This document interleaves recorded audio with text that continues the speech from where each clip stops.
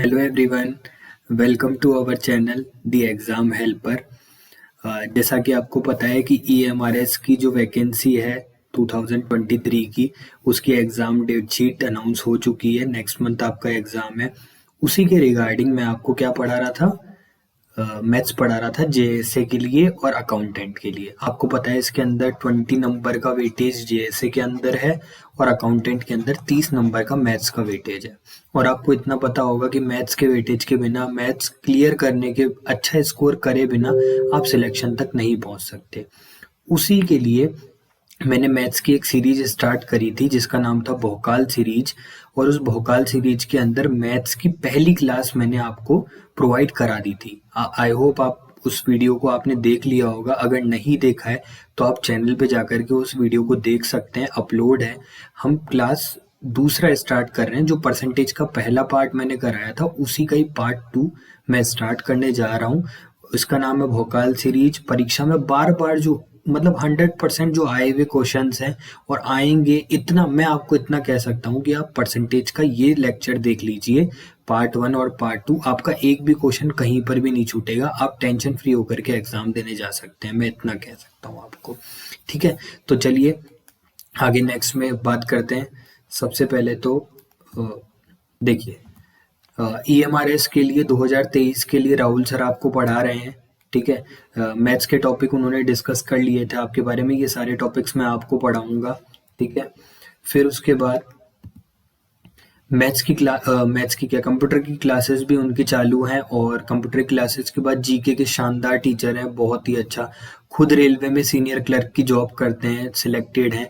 मैं भी ऐसा सिलेक्टेड हूँ। आप मुझे जानते हैं कि नीतीश कुमार मेघानी मेरा नाम है। NIOS के अंदर मैं जॉब करता हूँ, SSA में। अभी जो आपका JSA का पोस्ट है ना, जैसे ही आप JSA के बाद प्रमोट होते हैं तो आप SSA में आ जाते हैं। तो JSA, accountant, hostel warden, lab attendant, TGT, PGT, सबके लिए कंप्यूटर क्लासेस बहुत ज़्यादा इंपॉर्टेंट है। और एक बहुत ही शानदार क्लास लेकर के आते हैं राहुल सर। ठीक है, तो चलिए हम चलते हैं अपने नेक्स्ट पार्ट के ऊपर, नेक्स्ट क्वेश्चन के साथ में। चलिए मैं आपको लेकर के चलता हूँ अगले क्वेश्चन के ऊपर।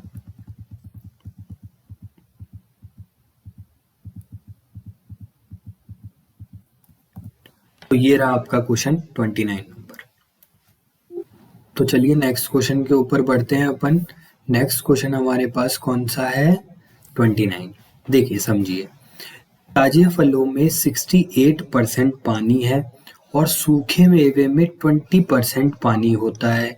100 किलोग्राम ताजे फलों से कितने सूखे फल प्राप्त किए जा सकते हैं। लैंग्वेज थोड़ी सी अटपटी आपको लग रही होगी, पर मैं बोलता हूँ ये सुपर इम्पोर्टेंट क्वेश्चन है। क्यों इम्पोर्टेंट क्वेश्चन है? क्योंकि इसमें समझने वाली बात है। अच्छे से ज़्यादा मतलब बहुत सारे लोग इसे समझ ही नहीं पाते हैं। समझिए, मैं समझाता हूँ। देखिए, एक क्या है अपने पास, ताजा फल। एक क्या है अपने पास, सूखा मेवा। अब मैं आपको ये बोलता हूँ कि भाई दोनों में से जो सूखा, जो मतलब पल्प निकलेगा, गुदा निकलेगा, पल्प, वो तो बराबर ही रहेगा ना। जैसे मान लीजिए, मैं एक बात बताता हूँ आपको। 100% आपका एक फल है, उसमें अगर 68% पानी है तो 32% जो होगा वो क्या सूखा फल होगा? आप बोलोगे सर बिल्कुल सही बात है ये तो। अब सूखा मेवा जो 20%, अब ये क्या बोला है कि सूखे मेवे के अंदर 20% पानी होता है, तो क्या 80% उसका हिस्सा सूखा हुआ होता है? अब समझ में आई बात कि भाई साहब आपको ये दोनों बराबर करने हैं। क्यों? क्योंकि सूखा तो यहाँ पर भी बराबर होगा, सूखा यहाँ पर भी बराबर होगा, चाहे आप कितना भी फल फ्रूट ले लो। अब समझिए, मैं समझाता हूँ कैसे सॉल्व करना है। कि भाई देखो, 100 किलोग्राम अपन ने ताजे फल लिए, उसमें से अगर 68% पानी है तो 32% क्या है सूखा फल। और अगर अपन x किलोग्राम क्वांटिटी लेते हैं और उसमें से सूखा फल निकालने की कोशिश करते हैं तो 80% सूखा फल निकलेगा। क्यों? क्योंकि 20% तो सूखे मेवे के अंदर क्या होता है, 20% सूखे मेवे के अंदर पानी होता है, तो 80% क्या होगा हमारे पास, सूखा पल्प, गुदा। ठीक है, अब बस इसको सॉल्व कर लेते हैं। देखो कितना आया, 32%। 32% को अपन ने सॉल्व किया 8 से, तो ये 4 बार, ये 10 बार, ये 10 बार, तो ये 10 बार, 40 अपना आंसर आ गया। अच्छा क्वेश्चन है, मेरे को लग रहा है कि आप में से थोड़े से कम लोगों को ये बात समझ में आई है, पर कोशिश करिए समझिए कि बोल क्या रखा है। 68% पानी, तो बचा हुआ कितना परसेंट सूखा, 32%। यहाँ पर 20% पानी, तो बचा हुआ 80% क्या सूखा। दोनों चीजों में चाहे वो 100 ग्राम ले लो चाहे दूसरा क्वांटिटी ले लो, दोनों ही उसमें सूखा जो पार्ट होगा वो हमेशा बराबर रहेगा, इसलिए ये वाला आंसर आया। ओके, नेक्स्ट क्वेश्चन की तरफ बढ़ते हैं। अभी अपने पास टाइम बहुत कम है और अपने को बहुत सारे क्वेश्चंस करने हैं, ठीक है ना। चलिए नेक्स्ट क्वेश्चन मैं लगाता हूँ आपके सामने, देखिए कौन सा। हाँ, ये अच्छे क्वेश्चंस हैं, ये वाले मैं बहुत अच्छे क्वेश्चंस हैं, मैं इस पे सुपर इम्पोर्टेंट लगाता हूँ, यहाँ पर लगाता हूँ सुपर इम्पोर्टेंट। प्लीज कृपया करके इसको अच्छे से समझिएगा, मतलब मुझे समझाने में कोई प्रॉब्लम नहीं आएगी, पर आपके लिए शायद हो सकता है ये कॉन्सेप्ट्स नए हो। एक गांव की जनसंख्या 9800 थी। एक साल में पुरुषों की आबादी में 8% की वृद्धि हुई और महिलाओं की आबादी में 5% की वृद्धि हुई। गांव की टोटल जनसंख्या 10,458 हो गई। बताइए पुरुषों की संख्या में कितनी वृद्धि हुई। अब देखिए, ज्यादा कोई प्रॉब्लम वाला क्वेश्चन है नहीं, आसान क्वेश्चन है, बट मैं आपको इसका अच्छा तरीका बताता हूँ। देखो, क्या एक बात बताओ, पुरुषों की संख्या में कितने परसेंट की वृद्धि हुई है? आप बोलोगे 8% की वृद्धि हुई है। महिलाओं में कितने परसेंट की वृद्धि हुई है? महिला हिंदी में लिखते हैं ना अपन महिला, है ना, और यहाँ पर लिखते हैं पुरुष, पुरुष, ठीक है, हंसी मजाक की बात है। पुरुष और ये महिला में 5% की वृद्धि हुई है। तो क्या एक बात बताओ, दोनों में बराबर परसेंट की वृद्धि हुई है? मैं आपको बोलता हूं कि आप एक काम करिए, इनको दोनों बराबर कर लीजिए। कैसे बराबर कर लीजिए? देखिए, इसको 8% की जगह 5 + 3 में तोड़िए। सिर्फ अभी अपन 5% और 5% की बात करते हैं, ओनली टू 5% क्यों तोड़ा, कैसे तोड़ा, मैं सब समझा दूंगा। बस फिलहाल 5% और 5% के ऊपर बात करते हैं। अगर मान लीजिए 9800 में ओनली टू ओनली 5% की वृद्धि होती, तो आप मुझे बताइए कितनी वृद्धि होती। तो आप बोलते कि सर ये वृद्धि होती 450 + 40, 490 की। तोड़ करके ब्रेक करके मैंने मल्टीप्लाई कर दिया, तो 490 की। एक बात बताओ, 9800 + 490 में ऐड करता हूं तो ये हो जाएगा अपने पास 10,290। क्या सही बात कही मैंने? 10,290। अब एक बात बताओ, जब आप सिर्फ 5% की वृद्धि कर रहे थे तो आपके पास वृद्धि हुई 10,290 की, पर मेरे पास एग्जैक्टली जो वृद्धि हुई है वो हुई है 10,458 की। तो जो अंतर हुआ ना बेटा, अंतर 10, 15, 15 में से अगर अपन गए तो 6, फिर उसके बाद अपन, ये बच्चों की तरह मैं सॉल्व करके इसलिए बता रहा हूँ क्योंकि आपको एक एक पॉइंट समझ में आए। 3 और ये हमारे पास 1, तो ये 168 जो अपने पास आया है ना, ये 168 किसमें वृद्धि का फर्क है? तो आप बोलेंगे कि सर जो आपने 10,290 लिया ना, वो तो 5 और 5 दोनों में वृद्धि हो गई इसलिए आ गया। और ये जो 168 है, ये जो 3% आपने छोड़ दिया था ना, वो ये 3% की वैल्यू है। अगर मेरे पास 3% की वैल्यू है तो मेरे पास 100% की वैल्यू पुरुष की निकलेगी, क्योंकि ये पुरुष के ऊपर वृद्धि हुई थी ना। तो पुरुष की अगर मैं 100% वृद्धि निकालूं तो 5 में से 15, 1 18, 6 5600। तो यहाँ पर मुझे पुरुष की वैल्यू पता लग गई 5600 और मुझसे यही पूछा गया था।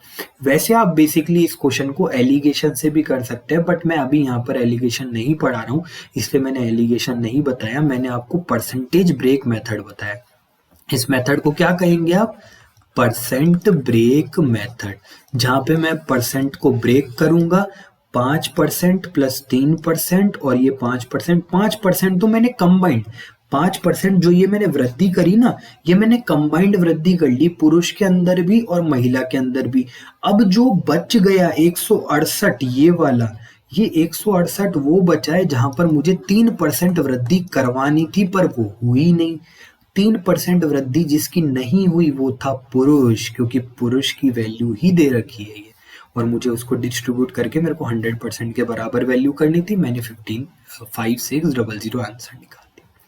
कम समझ में आया? रिपीट करना, बार बार रिपीट करना, पर इम्पोर्टेंट क्वेश्चन है, पेपर के अंदर आ सकता है। ठीक है, कुछ क्वेश्चंस ऐसे होते हैं जो अंतरात्मा से पता लगाया जाता है कि हाँ यार ये आ सकता है, तो मुझे लगता है ये वाला क्वेश्चन आ सकता है। ठीक है, चलो आगे मैं अगला क्वेश्चन आपको कराता हूँ। अगला क्वेश्चन सेम है, घर से ट्राई कीजिएगा। 31 वो अगर नहीं आता तो कमेंट में कर दीजिएगा, मैं अगले उसमें आपको ये करवा दूंगा। ओके, चलिए आगे चलिए। 32 नंबर क्वेश्चन अच्छा क्वेश्चन है, मैं बताता हूँ आपको इसको कैसे सॉल्व करना है। इजी है वैसे, ठीक है ना। एक व्यक्ति की आय और व्यय का अनुपात 5:2 है, तो बताओ कि आय के कितने प्रतिशत की बचत कर रहा है। इजी सा है। एक बात बताओ, क्या इनकम को अपन इस तरीके से लिख सकते हैं, income equals to expenses plus savings? क्या ऐसा लिखा जा सकता है?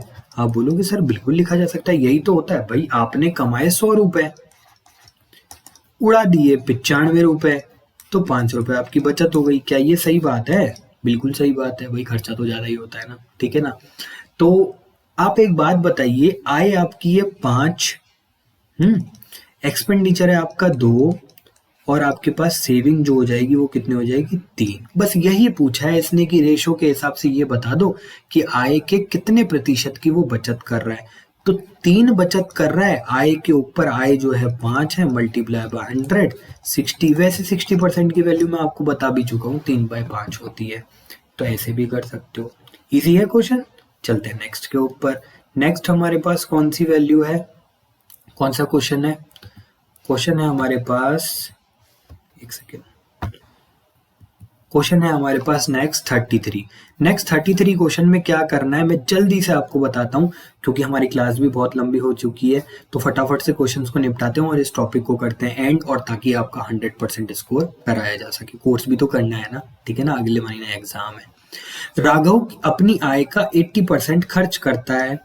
यदि उसकी आय में 12% की वृद्धि होती है और बचत में 10% की कमी होती है, तो बताइए खर्च में कितनी वृद्धि होगी। अब देखो इजी सा क्वेश्चन है, मैं बताता हूँ, समझाता हूँ। पहले बेसिक से समझाता हूँ मैं। पहले मान लो कि उसकी इनकम जो है वो 100 है, ठीक है।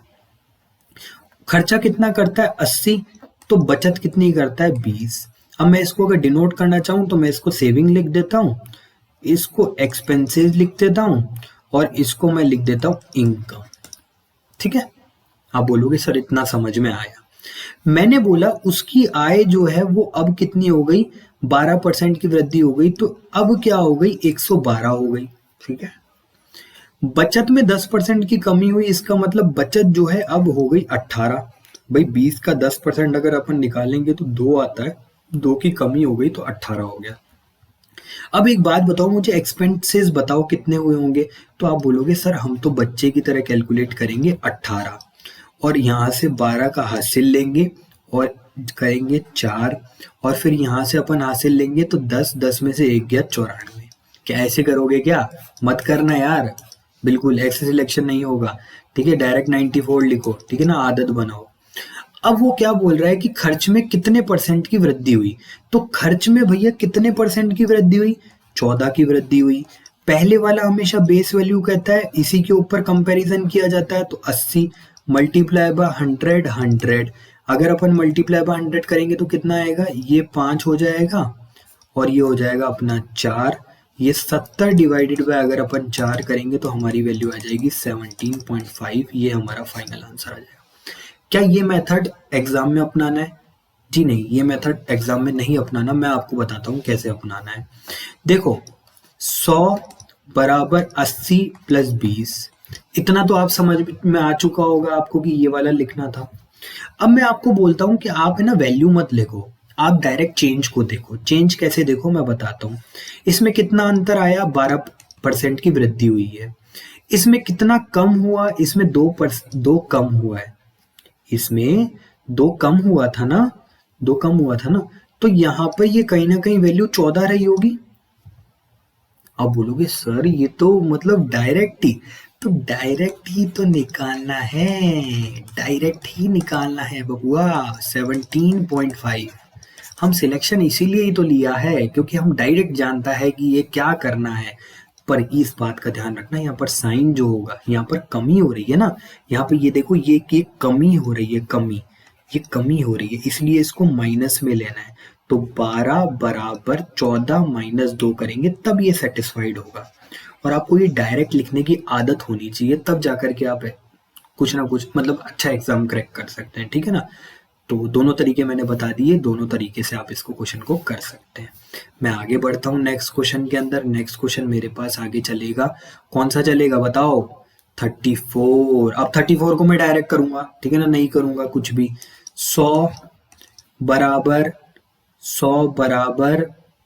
15% बचाती है, तो 85% क्या करती है? 85% खर्च करती है।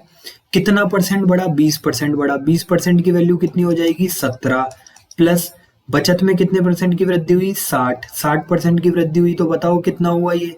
इसका 60% निकालेंगे, 9 होगा ना 9, तो 9 ये हो गया। दोनों में 26%, बस 26% आंसर आ गया, खत्म। क्या किया मैंने? कुछ भी नहीं किया। अरे वर्बली क्वेश्चन को करना सीखो, मैं वही प्रैक्टिस कराने के लिए आया हूँ कि आप फोड़ सको एग्जाम, ठीक है ना, फोड़ोगे, पक्का फोड़ोगे, ठीक है। चलो नेक्स्ट क्वेश्चन हम आगे बढ़ते हैं। नेक्स्ट क्वेश्चन हमारे पास क्या है? 35 क्वेश्चन अच्छा क्वेश्चन है, ठीक है ना, समझना, मैं अच्छे से समझाता हूँ, इसको अच्छे से समझाऊंगा, ठीक है। देखो सबसे पहले क्वेश्चन को अच्छे से पढ़ो। ए और बी के वेतन का योग 43,000 है। ए अपने वेतन का 95% खर्च करता है और बी अपने वेतन का 80% खर्च करता है। उसकी बचत बराबर है। ये लाइन हमें बहुत इंपॉर्टेंट थी और यही हमें समझना है। देखो क्वेश्चन है ना, एक या दो लाइनों के ऊपर टिका हुआ रहता है, अगर आपको वो समझ में आ जाए आप क्वेश्चन सॉल्व कर लोगे। तो ये सबसे लाइन इंपॉर्टेंट है, यही अपने को आगे का रास्ता दिखाएगी। कैसे दिखाएगी? देखो मान लो ए की जो आय है वो कुछ भी है, मैंने ए की आय को ए मान लिया और मैंने मान लिया कि बी की आय बी है, बी की आय को बी मान लिया। अब मुझे एक बात बताओ, क्या आपको ये साफ साफ कह रखा है कि उनकी बचत जो है वो समान है? एक बात बताओ, ए अपने वेतन का 95% खर्च करता है, तो बचाता क्या 5% है क्या? हाँ बोलोगे हाँ सर। बी अपने वेतन का 80% खर्च करता है, तो बचाता क्या 20% है क्या? आप बोलोगे यस सर। और क्या क्वेश्चन में ये लाइन यही बता रही है कि दोनों की बचत बराबर है? बस परसेंटेज से परसेंटेज, अब तो बहुत बार बता दिया, परसेंटेज से परसेंटेज कट जाएगा, ये 4 आ जाएगा। ए बट्टे अगर बी करोगे तो ए की जो वैल्यू है वो 4 और बी की वैल्यू है 1, ये 4:1 जो है वो रेशो बन जाएगा। क्लियर? अब समझ में आया थोड़ा बहुत? अब अपने को क्या कर रखा है? दोनों के वेतन का योग दे रखा है, तो ए प्लस बी अगर रेशो में ऐड करोगे तो कितना आएगा? 5। और अगर अपन रेशो में ऐड करने के बाद यूनिट की बात करते हैं तो 43,000 इसकी वैल्यू है। एक की वैल्यू निकालने के लिए 43,000 डिवाइडेड बाय 5, और अब अपन ए का वेतन निकालेंगे तो ए के वेतन को कर लेंगे 4 से मल्टीप्लाई, जो कि यहाँ से अपन ने उठा लिया। आप सॉल्व करोगे 34,400 आपका आंसर आ जाएगा, जो कि ऑप्शन नंबर डी में साफ साफ दे रखा है। क्लियर? आ गया समझ में? बड़े अच्छे क्वेश्चंस हैं, मैं इसलिए मैं बोल रहा हूँ कि मैं सिर्फ इजी नहीं करवा रहा, मैं सारे पेपर को करवा रहा हूँ, ताकि अगर पेपर का लेवल थोड़ा सा अच्छा आता है तो आप उन स्टूडेंट्स में से हो जो 100% स्कोर कर सके। ओके, चलिए नेक्स्ट के ऊपर। चलो नेक्स्ट के ऊपर चलते हैं। नेक्स्ट हमारे पास ये वाला क्वेश्चन आया है पास फेल का। देखिए समझिएगा, ये भी एक टाइप अच्छा सा बन जाता है, इंपॉर्टेंट टाइप है, मार्क करिएगा इंपॉर्टेंट। ओके चलिए, एक परीक्षा में 92% छात्र उत्तीर्ण हुए, एक परीक्षा में 92% छात्र उत्तीर्ण हुए, 480 छात्र अनुत्तीर्ण हुए, तो परीक्षा में कितने फेल हुए? एक बात बताओ, क्या 100% अगर बच्चे हैं तो उसमें से कुछ बच्चे जो होंगे वो पास होंगे और कुछ बच्चे यहाँ पर फेल होंगे, ठीक है ना। यहाँ पर ध्यान रखिएगा, कोई भी बच्चा ये नहीं बोलेगा कि सप्लीमेंट्री भी होते हैं। देखिए गलत बात नहीं, देखो सही बात बता रहा हूँ, गलत बात नहीं। गलत बात इसलिए नहीं क्योंकि ये एग्जाम है, एग्जाम के अंदर एग्जामिनर बोलता है कि मैं सप्लीमेंट्री किसी को भी पास नहीं करूंगा। अरे एक बात बताओ, तुम एसएससी का एग्जाम देने जाते हो, क्या कोई ऐसे बोलता है क्या कि भाई साहब इनका रिजल्ट जो है वो सप्लीमेंट्री आया है, ये बच्चे पास हो गए? क्या ऐसा कोई बोलता है क्या? नहीं बोलता ना। तो कंपटीशन एग्जाम में या तो बच्चा पास होता है या बच्चा फेल होता है। तो ये वो अलग कंपटीशन का एग्जाम है, कोई भी सप्लीमेंट्री नहीं बोलेगा, ब्लॉक करवा दिया जाएगा। ठीक है, अरे मजाक कर रहा हूँ। 92% छात्र उत्तीर्ण किए गए। 92% छात्र अगर उत्तीर्ण हुए हैं तो 8% के अनुत्तीर्ण हुए हैं। बिल्कुल सही बात है। तो 480 की वैल्यू 8% के बराबर दे रखी है, क्योंकि अनुत्तीर्ण का डेटा एग्जैक्टली डेटा से मिल गया। तो 480 डिवाइडेड बाय 8% मल्टीप्लाई बाय 100, हमारे पास क्या आ जाएगा? 6000 इसका आंसर आ जाएगा। ये 6000 हमारा इसका आंसर आ जाएगा। क्यों? क्योंकि 6000 बच्चे हैं हमारे पास, टोटल बच्चे इन्होंने कितने शामिल हुए वो पूछा था। आई होप क्लियर हो गया होगा, इजी क्वेश्चन था। आगे चलते हैं नेक्स्ट क्वेश्चन के ऊपर। नेक्स्ट क्वेश्चन हमारे पास क्या हो जाएगा? नेक्स्ट क्वेश्चन मैं बताता हूँ कौन सा है। एक सेकेंड, पीपीटी थोड़ा सा एरर कर रही है। ठीक है, हाँ आगे चलिए। नेक्स्ट क्वेश्चन हमारे पास क्या आ जाएगा? हाँ पढ़िए। यदि 35% उत्तीर्ण अंक हैं, एक छात्र को 200 अंक प्राप्त होते हैं, फिर भी वह 24 अंकों से फेल हो जाता है, तो बताइए वह कितने अंकों से, अधिकतम अंक कितने हैं? अब देखो समझना, इस बात को अच्छे से समझना। एक बच्चे को 35% अंक चाहिए थे। ये बच्चा 200 नंबर तो लाया पर 24 अंक नहीं लेकर के आया। क्या एक बात बताओ, अगर ये 24 नंबर लेकर के आ जाता तो क्या ये पास हो जाता? और पास की परसेंटेज वैल्यू क्या 35 के बराबर दे रखी है? आप बोलोगे बिल्कुल सर, अगर वो 224 नंबर लाता तो इसका मतलब वो 35% अंक लेकर के आता। अधिकतम अंक पूछा है तो 224 divided by 35 multiply by 100, total अंक आ गए 640, अपना आंसर आ गया। खत्म। मैं बोल रहा हूँ ना, इजी क्वेश्चन भी आएंगे, मॉडरेट भी। अब पहले अपन ने कितने अच्छे अच्छे क्वेश्चन भी किए, अब इजी है तो इजी भी आएगा, टफ है तो टफ भी आएगा, सारे क्वेश्चन आएंगे। ठीक है, चलिए नेक्स्ट क्वेश्चन के ऊपर बढ़ते हैं अपन। नेक्स्ट क्वेश्चन क्या है? आ जाइए, नेक्स्ट क्वेश्चन भी अच्छा क्वेश्चन आया। अब बात को समझना।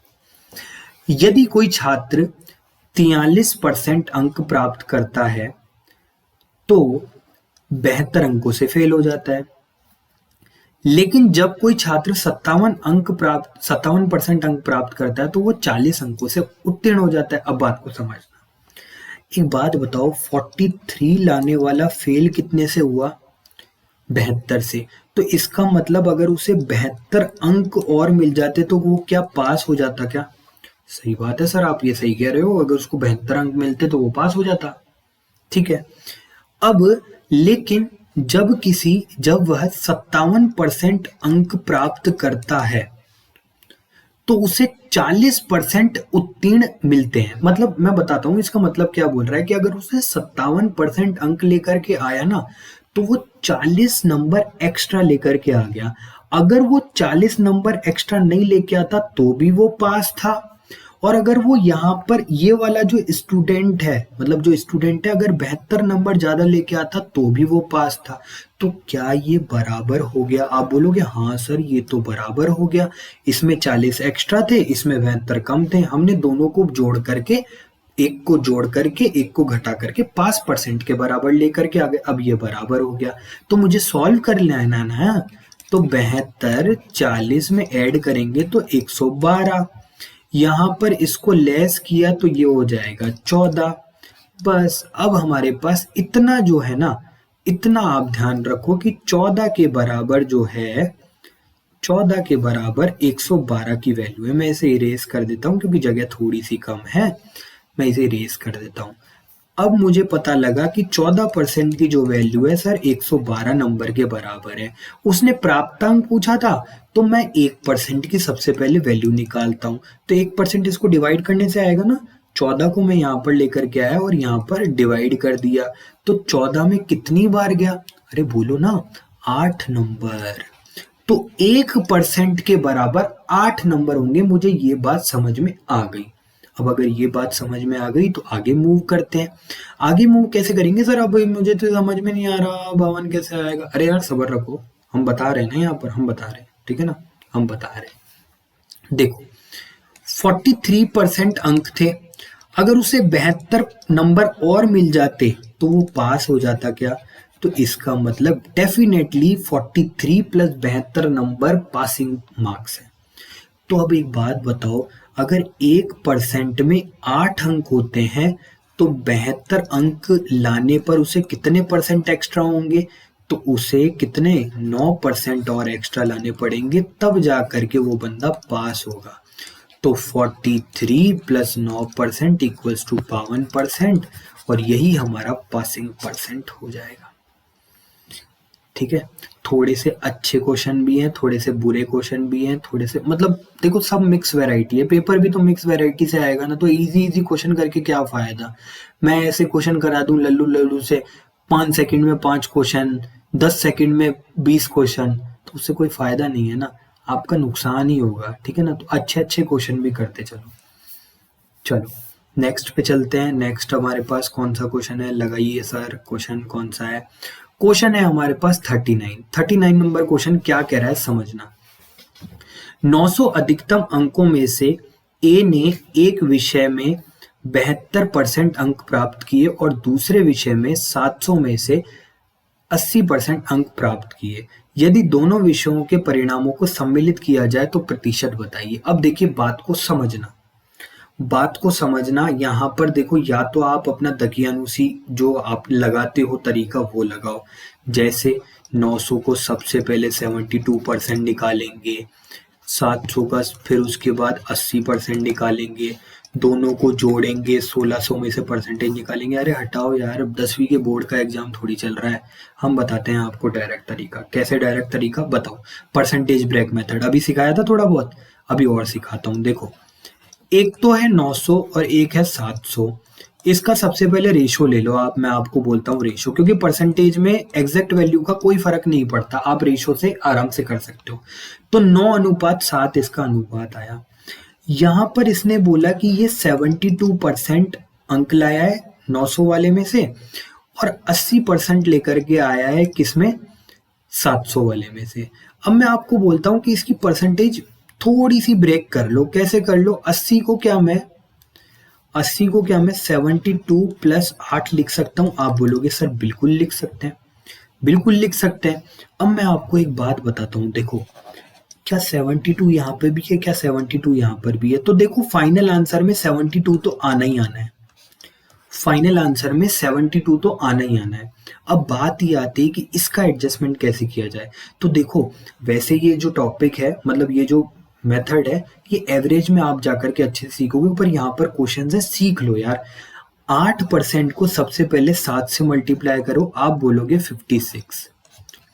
अब 56 को हमेशा ध्यान रखना आप डिवाइड करोगे इन दोनों से, क्योंकि इन दोनों का जो 56 का जो एक्स्ट्रा प्रभाव आया है ना, वो 9 और 7 अपने आप में बांटेंगे, तब जाकर के फाइनल वैल्यू आएगी।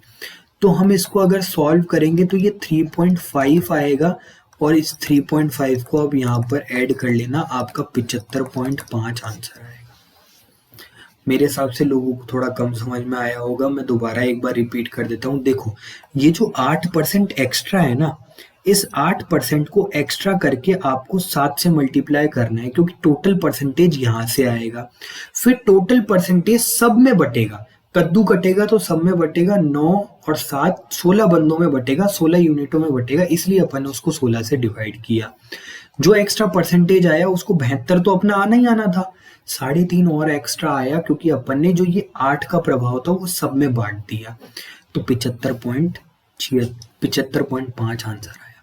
ठीक है, लगाना है तो वैसे भी लगा लेना, 900 मल्टीप्लाई बाय 72 कर लेना, 700 मल्टीप्लाई बाय 80 कर लेना, जो दोनों आंसर हैं उनको ऐड कर देना और 1600 में से परसेंटेज निकाल देना। ये भी कर सकते हो, ठीक है ना, पर मत करना यार, एग्जाम में छूट जाएगा क्वेश्चन। ठीक है, चलो आगे चलते हैं, आगे चलते हैं। अब आगे आगे आगे आगे आगे ये आ गया। देखो अब देखो, अब समझ में आएगा आपको कि मैं क्यों बता रहा हूँ ये बात। समझना मैं क्यों बोल रहा हूँ कि आप ये वाला तरीका इस्तेमाल करो। देखो, एक विद्यालय में छात्रों की कुल संख्या 4400 है, 1400 है, जिसमें से 35% छात्र लड़कियां हैं और शेष लड़के हैं। अब एक बात बताओ यार, अब तो डायरेक्ट कुछ दे ही नहीं रखा। इसको सबसे पहले 35 में डिवाइड करना पड़ेगा, फिर 65 में डिवाइड करके लड़का लड़कियों को अरेंज करना पड़ेगा, फिर लड़कों का 80% निकालो, फिर लड़कियों का 90% निकालो। क्या आपके पास इतना टाइम है? क्या आप सोच सकते हो कि ये सेंसेबल चीज है कहने के लिए भी? आप बोलोगे नहीं है सर, इससे बढ़िया आपका तरीका था। कैसे तरीका था बताता हूं मैं। देखो अभी समझाता हूँ। इसको तो मारो गोली, एग्जैक्ट वैल्यू की कोई जरूरत नहीं है। 35% की अगर मैं आपसे फ्रैक्शन वैल्यू पूछूं तो आप बोलोगे डिवाइड कर देते हैं सर, कोई प्रॉब्लम नहीं है, 20। तो 7 जो हिस्सा है वो लड़कियों का है और बचा 13 जो हिस्सा है वो किसका है? लड़कों का है। यही है? पक्का? चलो, तो ये हमारी आ गई गर्ल्स और ये आ गए बॉयज। ठीक है, आ गया। लड़कों का जो परसेंट है वो है 80 और लड़कियों का उत्तीर्ण परसेंट है 90। अब आप बोलोगे सर जो आपने मेथड बताया था ना वही से ही सॉल्व कर लो इसको। मैं बोलूंगा बिल्कुल मैं वैसे ही सॉल्व करूंगा, ठीक है ना। देखो यहाँ पर 90 था, 90 को मैंने ब्रेक करके क्या लिखा? 80 प्लस 10, क्या यही लिखा? आप बोलोगे सर फाइनल आंसर में 80 तो आना ही आना है, बिल्कुल। और यहाँ पर कितना दे रखा है? 10%। मैंने बोला था 10% को इससे मल्टीप्लाई करना ताकि अपन टोटल परसेंटेज पे पहुंच जाए। और ये जो टोटल परसेंट है वो इन दोनों को मिला करके बटेगी, तो 20 से इसको डिवाइड कर दो। 20 से डिवाइड करोगे तो ये 3.5 वापस आ गया, प्लस 3.5 प्लस 3.5 करोगे तो 83%, 83.5% ऐसे लोग हैं जो एग्जैक्टली पास हुए हैं टोटल पूरी संख्या को मिला करके। अब बोलोगे कि सर ऑप्शन में तो कहीं है ही नहीं, तो ऑप्शन में ये पूछा भी नहीं है। ऑप्शन में पूछा है कि अनुत्तीर्ण कितने हुए हैं। अभी बताया था ना डंडा लगा करके कि 100% में से अगर 83% पास हैं तो बचे हुए 16%,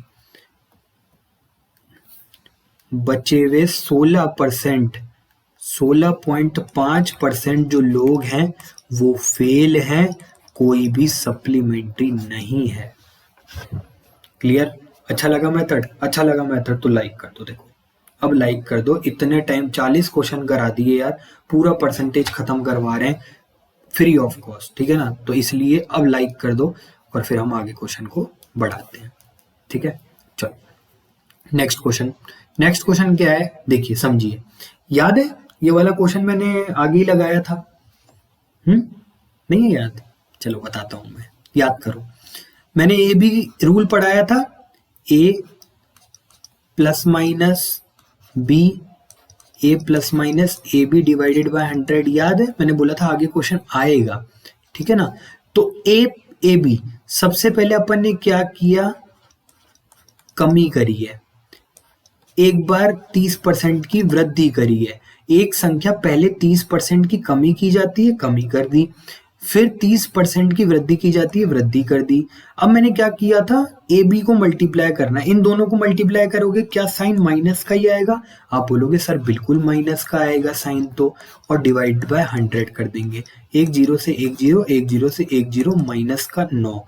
तो ये प्लस का और ये माइनस का एक दूसरे से कट जाएंगे और -9% आपका आंसर आएगा। और माइनस मैंने आपको बताया था क्यों लगाते हैं, क्योंकि माइनस का मतलब होता है कमी। आई होप क्लियर हो गया होगा ये वाला क्वेश्चन भी, ठीक है। चलिए अपन नेक्स्ट क्वेश्चन के ऊपर बढ़ते हैं। नेक्स्ट क्वेश्चन के ऊपर बढ़ेंगे तो हमारे पास क्या आएगा? एक मिनट, थोड़ा सा हमें कभी कभार दिक्कत करता है ना, तो ज्यादा नाराज ना हो, ठीक है ना। थोड़ा सा वेट करें और आगे बढ़ते चलें, ठीक है। अब चलिए देखिए, मैं बताता हूँ ये वाला क्वेश्चन क्या कहने की कोशिश कर रहा है। किसी सेना में 10% जवान युद्ध में शहीद हुए, शेष 10% जवान रोगग्रस्त हो गए और शेष 10% अयोग्य घोषित हो गए। अब देखो एक युद्ध चल रहा था, उसके अंदर 10% जो जवान थे वो तो शहीद हो गए, शेष जो 10% थे वो रोगग्रस्त हो गए। रोगग्रस्त होने का मतलब होता है बीमार हो गए, और 10% जो है ना वो घायल वगैरह हो गए, तो उनको अयोग्य घोषित कर दिया। तो अब समझना ये है क्या, देखो ध्यान रखना, ये जो है ना ये चेन वैल्यू होती है, चेन मेथड, ठीक है ना। मैं बताता हूँ कैसे कहते हैं। 10% की जो वैल्यू है वो कितनी है, 1/10। इसका मतलब सबसे पहले 10 व्यक्ति थे तो अब रह गए 9, फिर उसके बाद वापस शेष में 10 थे तो अब रह गए 9, फिर वापस अयोग्य घोषित हुए तो 10 में से एक अयोग्य घोषित हो गया तो अब बच गए 9। अब समझना, पहले डायरेक्ट तरीका बता देता हूँ, फिर ऐसा हो क्यों रहा है वो भी बताऊंगा। मान लीजिए 10 10 10, इनको तीनों को मल्टीप्लाई किया, कितना आया 1000, और ये 729। अपन ने इसको सॉल्व कर लिया और हमारे पास ये जो ये है, ये फाइनल बचे हुए सैनिकों की वैल्यू आ गई, और ये शुरुआत के सैनिकों की वैल्यू है। तो 729 में यहाँ पर सॉल्व करता हूँ, 7,29,000 डिवाइडेड बाय 729, और शुरुआत में जितने हमारे पास थे वो अपन ने सॉल्व किया, तो 10 लाख हमारे पास इसका आंसर आ गया। क्या बात समझ में आई है क्या थोड़ी बहुत? मैं बताता हूँ और बताता हूँ, रुको। एक बात बताओ, चलो मानते हैं, माना कि हमारे पास शुरुआत में जो जवान थे वो थे 100। अगर किसी को कम समझ में आया है तो आप समझ लेना। हमने 10% जवान शहीद कर दिए, मतलब शहीद हो गए यार, हमने क्या किए, ठीक है ना, नहीं, ठीक है, ऐसे लैंग्वेज यूज नहीं करते हैं।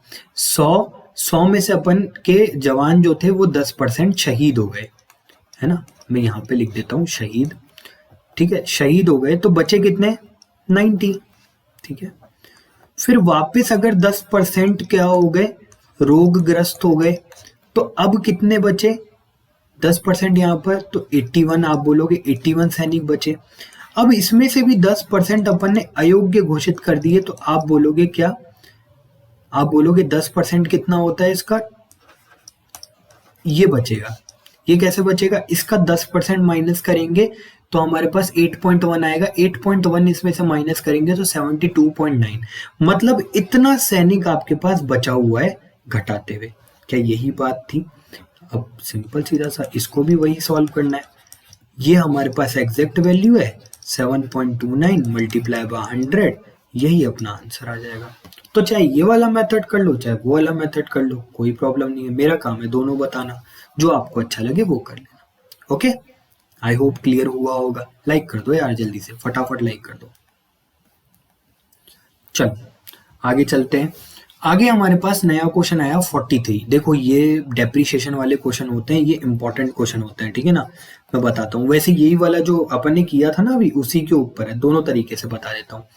देखो सबसे पहले तो हमारे पास मान लिया कि जो मोटर का वैल्यू था वो 100% था, ठीक है ना। सबसे पहले 100% मान लो, फिर उसके बाद हमने उस पर 4% डेप्रिसिएशन लगाया। डेप्रिसिएशन का मतलब होता है किसी भी चीज के मूल्य में कमी करना, ह्रास करना।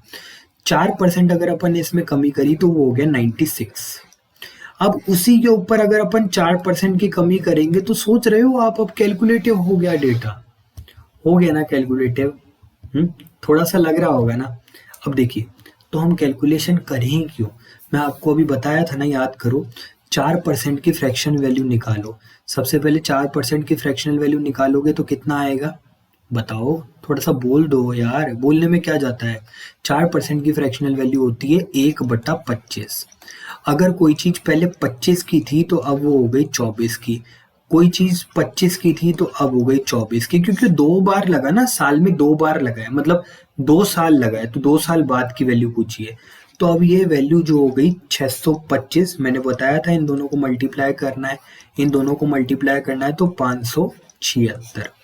क्लियर, आई होप क्लियर हो गया होगा। अब उसके बाद एक और वैल्यू 625। 625 जो है वो वर्तमान मूल्य है, 2 साल के बाद घटा हुआ मूल्य इतना है, तो 75,000 डिवाइडेड बाय 625, ये वाली जो वैल्यू है आज की है। अगले 2 साल में जब वो वैल्यू कम हो जाएगी तो 776 के बराबर चाहिए, 129, ये हमारा आंसर हो जाएगा। अब आप बोलोगे सर ये वाला भी मेथड थोड़ा सा ऐसा लग रहा है, तो और कोई देखो, और कोई मेथड नहीं है। फिर भी अगर आप बोलोगे तो मैं एक मेथड और बता देता हूँ, डायरेक्ट तरीके से भी हो जाएगा। देखो 75,000 जो है ये हमारा क्या है, बेस वैल्यू है, मतलब वर्तमान मूल्य है। अगर मान लो कि किसी भी 100% की वैल्यू में अगर 4% कमी करते हैं तो 96% हो जाता है, इसको 96% कर लो। फिर उसके बाद जो वैल्यू आएगी उसको भी 96 कर लो, 2 बार लगा दो और आपका आंसर आ जाएगा 96120। इसलिए कह रहा था वो वाला मेथड अच्छा है। अब देखो 3 तरीके बता दिए क्वेश्चन को करने के लिए, इससे ज़्यादा नहीं कराएगा कोई भी। चलो आगे चलो, लाइक करो लाइक, चलो जल्दी करो। चलो आगे चलते हैं। अब देखो ये वाला क्वेश्चन भी अच्छा है। कैसे? यदि किसी आयत की प्रत्येक भुजा में 22% की वृद्धि की जाए तो क्षेत्रफल में वृद्धि बताओ। प्रत्येक भुजा, अब बताओ, एक तो क्या होती है लंबाई और एक होती है चौड़ाई। ठीक है, यही होता है क्या? एक तो होती है लंबाई और एक होती है चौड़ाई। तो हम क्या करेंगे, लंबाई में भी 22% की वृद्धि करेंगे और हम क्या करेंगे, चौड़ाई में भी 22% की वृद्धि करेंगे। तो क्या ए बी वाला कॉन्सेप्ट लग गया? लग गया ना। चलो तो ए बी वाला ही लगाना है अपने को। ठीक है, डिवाइड बाय 100 करेंगे, ये 44% प्लस 484% और करेंगे तो 48.84 हमारा आंसर आ जाएगा। यही हमारा बिल्कुल एकदम करेक्ट आंसर है। ठीक है, अब आप बोलोगे कि सर ये 2 बार लगा कैसे दिया? अरे भाई, एक बार लंबाई बढ़ेगी, प्रत्येक भुजा बोला है ना, तो एक बार लंबाई बढ़ेगी, एक बार चौड़ाई बढ़ेगी। जब अपन दोनों को बढ़ाएंगे तो ये क्या हो जाएगा, ए बी वाला कॉन्सेप्ट लग जाएगा। याद है ना? अब तो याद हो गया होगा। ठीक है ना, अब नहीं लिख रहा हूं मैं। ठीक है ना, तो ये ए बी वाले कॉन्सेप्ट के हिसाब से हो गया। ठीक है, और भी अगर बताऊं क्या? नहीं, दूसरा तरीका मत समझो यार, ये लेंदी हो जाएगा। ठीक है ना, डायरेक्ट हो रहा है क्वेश्चन, लेंदी हो जाएगा। कोई बात नहीं, बेसिक से अगर करना हो तो बेसिक से तुम अपने आप ही ट्राई करना, कोई दिक्कत नहीं, हो जाएगा। ठीक है, चलो आगे चलो। आगे हमारे पास क्या आता है, नया क्वेश्चन भी आ रहा है। देखो, यदि किसी वर्ग का प्रत्येक पक्ष, अब प्रत्येक पक्ष कौन सा होता है? इसमें भी तो एक तरीके से लंबाई चौड़ाई होती है ना।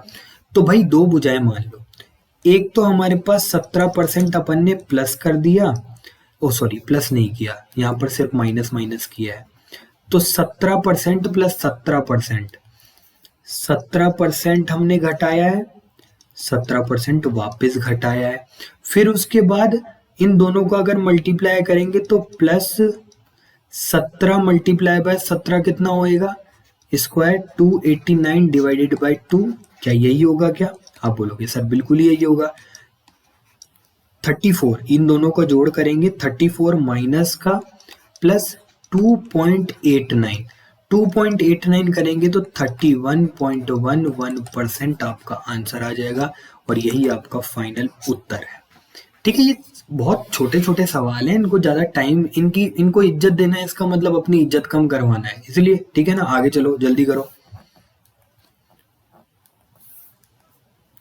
चलो अब ये वाला नया टाइप का क्वेश्चन है, इसमें मैं थोड़ा सा टाइम लेकर के बात करता हूँ आपसे।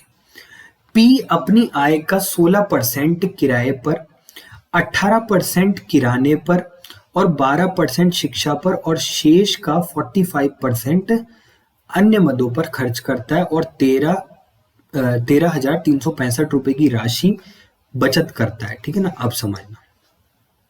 देखो, सबसे पहले उसने क्या बोला कि 16% जो है, 16% जो है वो 16%, एक मिनट, ठीक है, मेरा ध्यान थोड़ा सा कहीं और चला गया, सॉरी।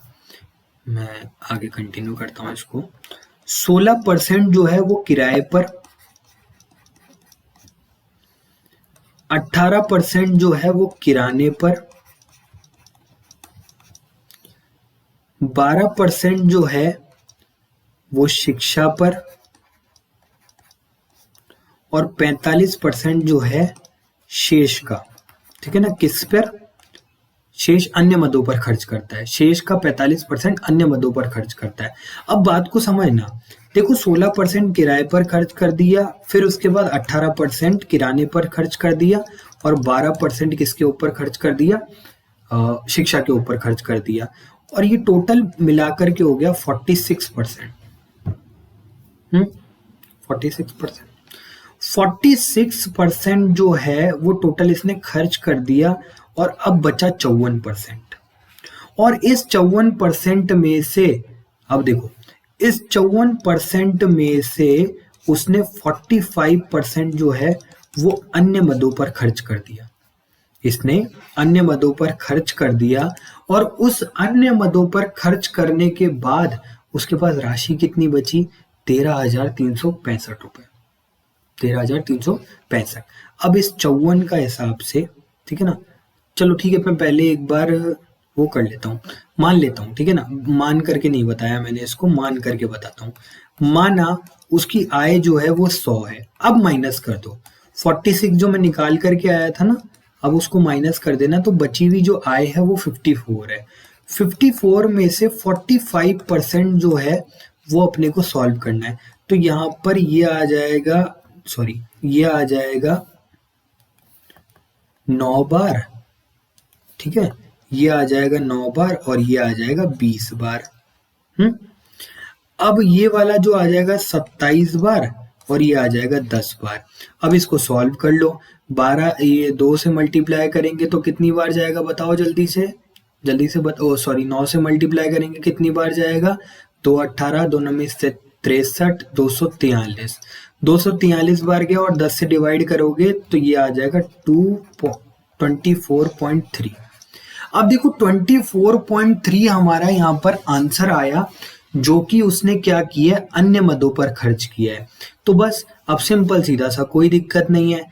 100 में से अपन ने 46 तो यहाँ पर खर्च कर दिया था, फिर उसके बाद मैं वापस 24.3 खर्च कर रहा हूँ।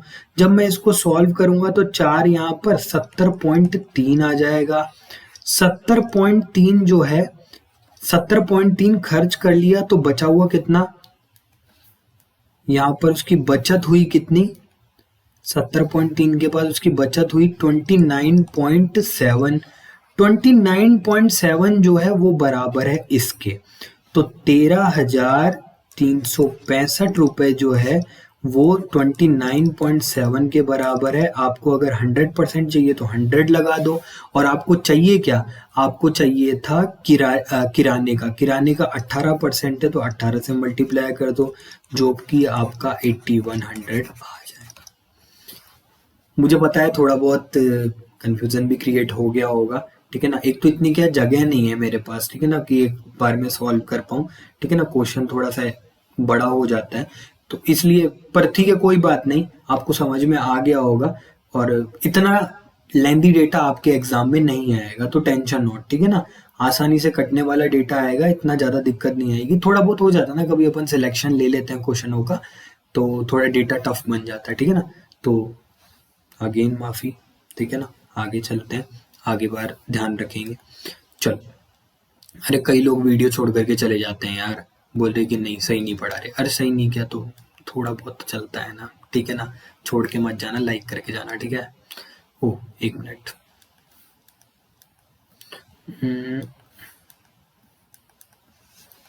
एक मिनट, चलो नेक्स्ट चलते हैं। अब देखिए, इसी टाइप का क्वेश्चन है, ये आप घर पे ट्राई करिएगा, ठीक है ना। ये आप घर पे ट्राई करिएगा, सेम टाइप का क्वेश्चन है, ज़्यादा कोई दिक्कत वाली बात नहीं है। अगर प्रॉब्लम आती है तो मुझे कमेंट में बताना, मैं आपको इसको अगली क्लास में सॉल्व करवा लूंगा, ठीक है। चलिए नेक्स्ट क्वेश्चन के ऊपर चलते हैं अपन। कौन सा है नेक्स्ट क्वेश्चन? नेक्स्ट क्वेश्चन आ गया चुनाव वाला। ये इंपॉर्टेंट क्वेश्चन है, ठीक है ना। इंपॉर्टेंट टाइप के क्वेश्चंस बनते हैं, इनको कहते हैं अपन वोट बेस्ड क्वेश्चन, ठीक है ना। Vote based question. अब देखो समझना क्या कहते हैं। एक चुनाव में 2 उम्मीदवार थे, एक को कुल मत का 41% मिला, दूसरे को 5580 से हार गया। अब एक बात बताओ, वोट तो अपने आप में 100% होंगे ना। अगर किसी को 41 मिला तो बचे हुए को 59 मिला होगा। क्या मैं सही कह रहा हूँ? ठीक है, आप सही कह रहे हो। अब एक बात बताओ, वह 5580 से हार गया, यहाँ पर वो कितने परसेंट वोट से आ रहा है, जरा बताइए मुझे। 8 और 1, 18% से हारा है क्या वो? अब बोलोगे सर 18% से आ रहा है, तो भैया यही तो मैं बोल रहा हूँ, 18% से वो हारा। एग्जैक्ट वैल्यू 18 की दे रखी है क्वेश्चन के अंदर 5580। 5580 की वैल्यू 18 के बराबर नीचे रख दी, मल्टीप्लाई कर दिया 100 के, टोटल वोट अगर हमसे पूछा है तो 31,000 हो जाएंगे और यही अपना आंसर हो जाएगा। चाहो तो सॉल्व करना चाहते हो तो काट लो, 3 से 3 को 3 54, 54 का 1 18 1 और ये 310 मल्टीप्लाई बाय 2 जीरो खिसक करके आगे चली जाएंगे। ये हमारा आंसर आ गया। क्लियर? आगे चलो, आगे हम क्लियर करके इसको आगे चलते हैं और आगे बढ़ते हैं, मुलाकात कराते हैं एक और नए शानदार क्वेश्चन से, जहां पर आपके पास इसी का ही थोड़ा सा एक्सटेंडेड वर्जन है। ठीक है ना, वैरायटी थोड़ी सी बन जाती है ना। एक चुनाव में 2 उम्मीदवारों ने भाग लिया, 20% को अवैध घोषित कर दिया गया। अब देखो, माना पूरे के पूरे वोटों के अंदर 100 हैं, मतलब 100 वोट हैं, उसमें 20% तो उन्होंने अवैध घोषित कर दिए। अवैध घोषित कर दिए तो बचे हुए कितने? सिर्फ 80 वोट। अब विजेता को 70% वैध वोटों का मिला, तो देखो ये है वैध वोट, इनको अपन कहेंगे वैलिड वोट्स। ठीक है ना, और ये जो है ये है अवैध वोट्स। ठीक है, इनको अपन कहेंगे वैलिड वोट्स, और वैलिड वोट का 70% एक विजेता को मिला, तो 70% कितना होता है? 56। सही है। फिर उसके बाद 56 में से बचे कितने? बचे हुए तो किसी और को मिले होंगे ना, बचे हुए किसी और को मिले हैं, तो इसमें से बचा हुआ हिस्सा 24। 24। जीत का अंतर कितना हुआ जरा मुझे बता दीजिए। तो आप बोलोगे सर 56 में से 24 को माइनस करेंगे तो हमारे पास 32 आ गया। तो जीत का अंतर 32 वोट का है अकॉर्डिंग टू मेरा डेटा, और जो एग्जामिनर ने डेटा सेट किया है वो किया है 9600, तो ये इसके इक्वल हो जाएगा। मुझे कुछ मतदाताओं की संख्या पूछी थी, ये 3 बार कट जाएगा 300। मैंने माना था ये 1 की वैल्यू आ गई ना, मुझे 100 की वैल्यू चाहिए, 100 की वैल्यू चाहिए तो 100 से मल्टीप्लाई कर दो, आपका आंसर आ जाएगा 30,000 net. Clear? I hope clear हो चुका होगा। तो बहुत इजी सा है। ठीक है ना, आगे चलते हैं, आगे चलते हैं और हमारी परसेंटेज की लास्ट क्वेश्चन करते हैं। और लास्ट क्वेश्चन भी एक टाइप का अच्छा क्वेश्चन बनता है, इंपॉर्टेंट क्वेश्चन है। वैसे मैं छुड़वा सकता था पर मैंने छुड़वाया नहीं। क्यों? क्योंकि हमारे दी एग्जाम हेल्पर में पढ़ने वाले एक एक स्टूडेंट का कोई भी क्वेश्चन गलत नहीं होना चाहिए मेरी तरफ से मैथमेटिक्स का। ठीक है ना, मेरी तरफ से यही कोशिश रहेगी कि मैथमेटिक्स में आपको 100% स्कोर दिलाया जाए। राहुल सर की कोशिश यही रहेगी कि जीके में आपको 100% स्कोर किया जाए। वो भी जॉब करते हैं, मैं भी जॉब करता हूँ, हम हमारी लाइफ के अंदर ठीक ठाक कर रहे हैं, आप भी उसकी अपनी लाइफ के अंदर ठीक ठाक करें और माता पिता का नाम रोशन करें। ठीक है, चलिए इसी के साथ में 50 नंबर क्वेश्चन अपन सॉल्व करते हैं। एक कंपनी अपने विक्रेता को कुल बिक्री पर 16% कमीशन देती है। 18,500 से ऊपर की बिक्री पर 3% का बोनस भी देती है। यदि विक्रेता की कुल आय 15,595 रुपए, तो बताइए कुल बिक्री क्या है। अब देखो क्वेश्चन पढ़ने में थोड़ा सा वो रह रहा होगा, आ नहीं रहा होगा, पर मैं बताता हूँ, मैं समझाता हूँ ना। देखो टेंशन मत लो, मैं हूं, करवा दूंगा सारा का सारा। देखो एक कंपनी अपने विक्रेता को कुल बिक्री का 16% देती है। 18,500 के ऊपर की बिक्री हो जाती है तो वो 3% बोनस भी देती है। विक्रेता को कुल कितना मिला है? 15,595 रुपए बोनस मिला है। अब बात को समझिएगा, मैं आपको समझाता हूँ अच्छे से। एक बात बताओ, अगर 18,500 ही उसकी बिक्री रहती तो उसे 16% मिलता। सही बात है, आप बोल रहे हो बिल्कुल सही बात है सर, मिलता। यहां पर अगर उसको 16% मिलता तो 185 में 16, 16 पंजी 80, 80 का 8, 16 अट्ठी 112, या 16 अट्ठी 128, 128 और 8 6, 136, 16 और 3 39, 29, तो 2960 रुपए उसे कमीशन का मिलता, पर उसे 2960 रुपए तो कमीशन का मिला ही नहीं है। 2960 कहाँ मिला उसे कमीशन का? उसे कुल आय जो है 15,500। चलिए नेक्स्ट क्लास में अपन मिलते हैं। हमारी क्लास आज यहीं तक ही थी। मैंने आपको पूरा का पूरा परसेंटेज कंप्लीट करा दिया है और इसके बाहर आपका कोई भी क्वेश्चन नहीं जाएगा। डैम श्योर पूरा का पूरा जैसा मैंने पढ़ाया है उसके बाहर से आपका कोई क्वेश्चन नहीं जाएगा। ठीक है, अगर आप जो मैंने पढ़ाया है उसकी पीडीएफ लेना चाहते हैं तो वो आपको इस चैनल से मिलेगी, दी एग्जाम हेल्पर जीके। ध्यान रखिएगा, हमारा दूसरा चैनल है दी एग्जाम हेल्पर जीके, जिसका टेलीग्राम चैनल में लगभग 1600 सब्सक्राइबर्स हैं और अच्छा चैनल है, ज्वाइन कर लीजिएगा। काफ़ी इंपॉर्टेंट मटेरियल आपको दिया जाता है यहाँ पर। ठीक है, चलिए, और एक और इन्फॉर्मेशन, हमारे यहाँ पर जो ये चैनल है हमारा दी एग्जाम हेल्पर जीके, ध्यान रखिएगा आपको वीडियोस जो है ना वो इसी चैनल पे प्रोवाइड की जाती हैं। ठीक है ना, मतलब जो आपकी प्रिपरेशन के रिगार्डिंग है, जैसे मैं अभी ये वीडियो डाल रहा हूँ, ठीक है ना, जो मैथ्स की वीडियो है, आपको जो पूरा कोर्स कंप्लीट मिलेगा वो इसी चैनल पे मिलेगा। हमारा एक और चैनल है द एग्जाम हेल्पर, बट वो एग्जाम हेल्पर जो है वो नॉर्मल चैनल जो हमने बना रखा है शुरुआत से पहले से ही, वो जो चैनल है वो अपडेट देने के लिए है, क्लासेस की इंफॉर्मेशन देने के लिए, बट डेडिकेटेड जो चैनल है जो जिस पे हम कंटेंट प्रोवाइड कराते हैं वो यही है, द एग्जाम हेल्पर जीके से। तो इसे सब्सक्राइब कर लीजिए। मेरी वीडियो अगर पसंद आई है तो लाइक कर दीजिए। देखिए, मैं भी अभी ये मेरा पहला वीडियो था तो थोड़ा बहुत सपोर्ट कीजिएगा, और भी अच्छे से अच्छा कंटेंट मैं लेकर के आऊँगा। ठीक है ना, कोई कमी दिखेगी आपको कंटेंट के अंदर, उसके लिए टेंशन फ्री रहिए आप। ठीक है, आगे चलते हैं।